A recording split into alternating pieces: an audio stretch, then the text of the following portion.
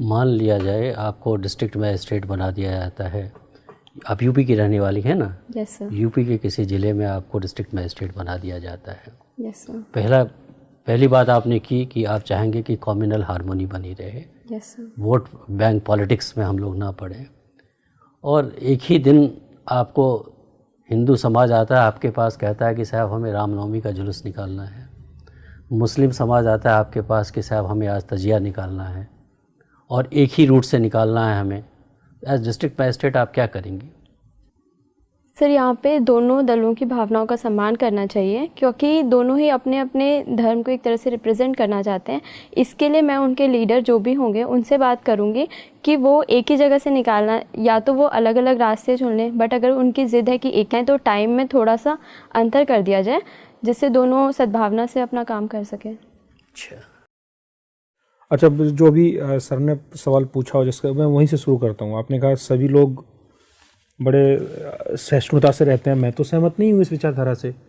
आए दिन दंगे होते हैं, थोड़े छोटे छोटे सामाजिक तनाव के ऊपर लोग उत्तेजित हो जाते हैं। और सर ने भी एक सवाल इससे मिलता जुलता पूछा था कि दो अलग अलग समुदाय के लोग जुलूस निकालना चाहते हैं, एक ही समय पर निकालना चाहते हैं।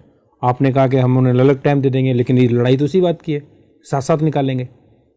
तो कैसे आप उसको हैंडल करेंगे ये बताइए। मैं आया हूँ, मेरे साथ एक और लोग आए हैं, और मेरा टाइम तो वही है, मैं तो नहीं बदलने वाला। बताइए। और आप उनको कहेंगे कि नहीं सब लोग प्यार से रहिए, तो कहने वाली बात है। मैं तो नहीं मानता कि लोग प्यार से रहते हैं। तो कैसे हैंडल करेंगे आप इस सिचुएशन?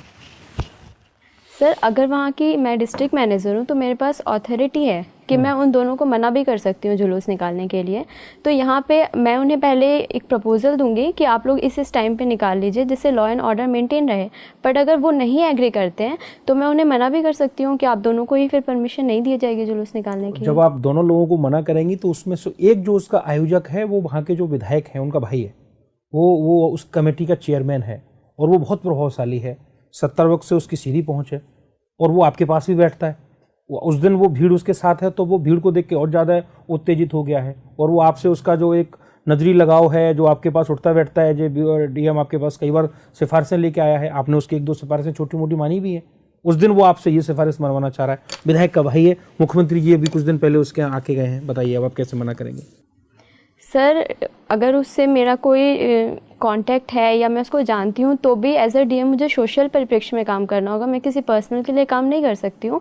और अगर मुझ पे पॉलिटिकल प्रेशर आता है तो मैं विधायक जी को समझा भी सकती हूँ, कंडीशन से उन्हें बता भी सकती हूँ कि इस तरह की सिचुएशन है, और अगर ऐसी कोई घटना एक साथ जुलूस निकाला जाता है तो यहाँ पे दंगे की स्थिति बन सकती है।